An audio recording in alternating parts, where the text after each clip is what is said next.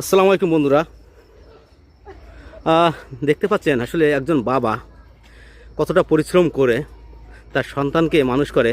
এভাবেই এভাবেই প্রতিনিয়ত প্রতিটা ক্ষণ প্রতিটা সময় তার তার সংসার তার সন্তান আদির জন্যই আসলে এই বাবা নামক যে বটবৃক্ষ, সেই বাবা এমনিভাবেই প্রতিনিয়ত পরিশ্রম করে যাচ্ছে।